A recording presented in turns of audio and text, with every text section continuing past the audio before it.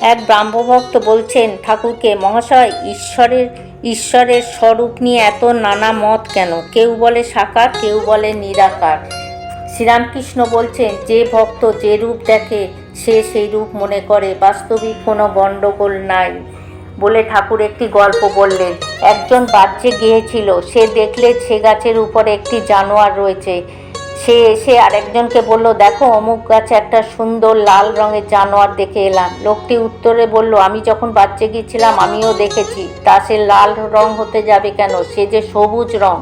আর একজন বলল, না না, আমি দেখেছি হলদে। এই রূপে আরও কেউ কেউ বলল বেগুনি, নীল, নানা রকম রং বলল। শেষে ঝগড়া।